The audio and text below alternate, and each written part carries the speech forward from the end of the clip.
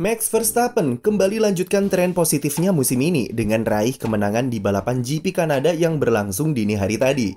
Ia berhasil bertahan dari Carlos Sainz yang selama 15 lap terakhir terus menekannya sampai finish. Sainz sendiri harus puas tuntaskan race di posisi kedua dan lagi-lagi harus memendam ambisinya untuk meraih kemenangan perdana di F1. Ia tidak bisa menjawab kencang dan konsistennya Verstappen di balapan kemarin, meski punya keunggulan dari segi ban yang lebih cepat. Sementara posisi ketiga dihuni oleh Lewis Hamilton yang raih podium keduanya musim ini dan lakoni balapan yang bagus usai segala kesulitan yang ia alami selama beberapa balapan terakhir. Selain itu, tentunya ada hal-hal menarik yang terjadi sepanjang GP Kanada yang berlangsung menegangkan kemarin dan bisa kami bahas di video ini. Apa saja? Simak sampai habis. Max Verstappen benar-benar tak tersentuh selama GP Kanada kemarin. Sejak sesi latihan bebas, ia sudah menunjukkan tanda-tanda akan tampil dominan sepanjang akhir pekan. Hal itu sudah ia tunjukkan sejak sesi kualifikasi yang mana Verstappen mampu kunci pole position dengan gap yang cukup besar dan meyakinkan di tengah kondisi trek basah. Ketika balapan, ia juga sempat mampu tampil nyaman ketika memimpin race sejak start dan unggul jauh dari rivalnya. Red Bull sempat mengambil langkah berbeda dengan strategi Verstappen dengan memasukkannya ke pit stop pada lap ke-9 atau tepat saat periode virtual safety car akibat Sergio Perez yang harus DNF karena masalah gearbox. Red Bull memutuskan pit stop lebih awal karena ban medium yang cukup cepat mengalami degradasi dan memanfaatkan periode VSC yang ada. Hal itu kemudian menempatkan mereka ke posisi adu strategi dengan Ferrari. Carlos Sainz yang melihat Verstappen masuk pit memutuskan untuk melakukan kebalikannya, yaitu tetap stay out di sirkuit. Sempat memimpin balapan dengan ban medium yang ia pakai sejak start selama 20 lap, Sainz akhirnya masuk pit dengan memanfaatkan Mick Schumacher yang alami masalah mesin dan memicu periode VSC. Verstappen kembali pimpin jalannya race dan Sainz ada di belakangnya dengan ban hard yang lebih baru. Pembalap Spanyol tersebut mampu memanfaatkan keunggulan ban dengan baik dan sedikit demi sedikit memangkas gapnya dari Verstappen. Lap ke-43 pembalap Belanda tersebut kembali masuk pit untuk kedua kalinya dan Ferrari butuh keberuntungan supaya Sainz bisa bertahan sampai finish untuk raih kemenangan. Dan tak disangka, nasib beruntung itu datang beberapa lap kemudian setelah Yuki Tsunoda menabrak tembok usai keluar dari pit lane dan memicu safety car keluar. Otomatis, Sainz langsung bereaksi dengan masuk pit dan ganti ke ban hard yang baru untuk bisa mengejar Verstappen di depannya. Setelah restart safety car, duel sengit tersaji antara Max Verstappen dan Carlos Sainz di sirkuit. Keduanya saling kejar-kejaran selama 15 lap terakhir dan menyajikan ketegangan bagi fans yang menonton dini hari tadi.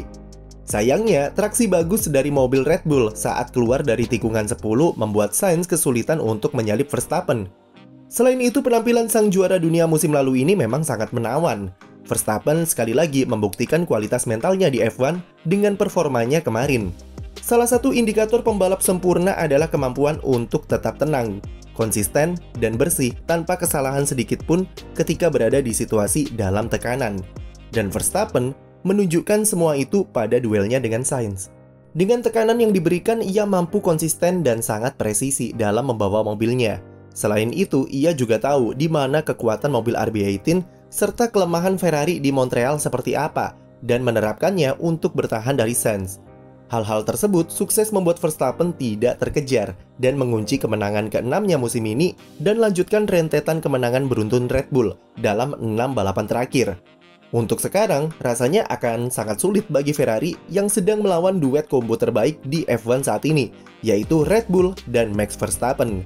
Kombinasi pembalap yang sempurna secara skill dan mental, serta tim yang sudah sangat siap dan punya manajemen perencanaan yang bagus tiap balapannya. Ferrari sendiri memulai akhir pekan mereka di Kanada dengan kekhawatiran, mengingat mesin Charles Leclerc yang jebol di balapan sebelumnya di Baku. Mereka sudah memberi konfirmasi kalau mesin Leclerc yang rusak tidak bisa diperbaiki, dan mau tidak mau ia harus memakai mesin jatah terakhirnya musim ini. Pada sesi latihan bebas pertama dikonfirmasi kalau pembalap Monaco tersebut mengambil beberapa komponen baru, seperti ICE, MGU-K, MGU-H, dan Control Electronics. Keempat komponen yang diganti tersebut merupakan jatah terakhir di alokasi mesinnya. Tapi kemudian, di sesi FP2, Leclerc kembali diberikan komponen control electronics oleh Ferrari yang membuatnya turun 10 posisi karena sudah melebihi alokasi yang diperbolehkan. Tak sampai di situ, pada sesi latihan bebas ketiga, Leclerc dipastikan akan start dari belakang karena kembali mengganti komponen yang dipasang di sesi FP1 kemarin, plus ia diberikan komponen turbo baru. Meski agak aneh dan banyak pengorbanan yang dilakukan, tapi strategi pemberian mesin oleh Ferrari ini cukup unik. Ini karena sekarang Leclerc punya masing-masing 2 komponen baru di setiap bagian mesinnya selain turbo.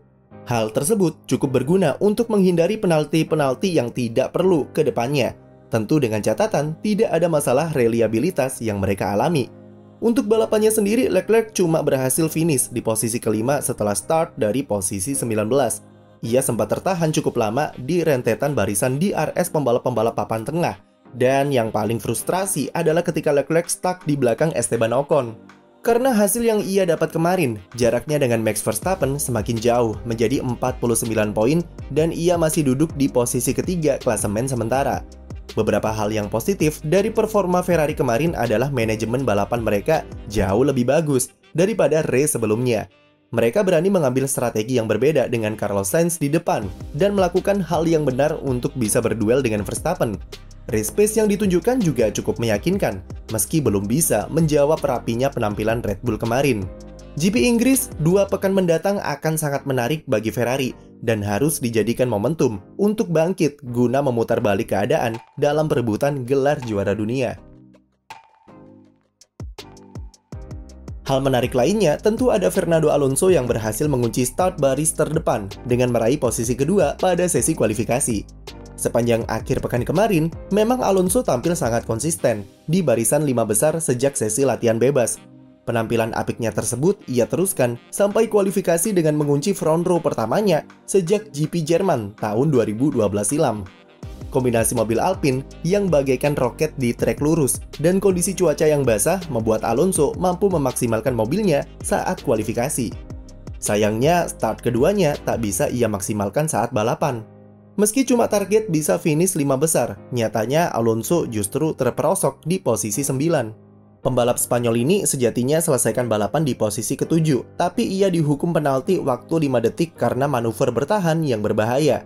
Strategi yang tidak bekerja karena terlalu lama menunggu dan mesin Alonso yang alami masalah di fase akhir balapan, membuatnya gagal tampil optimal di Kanada.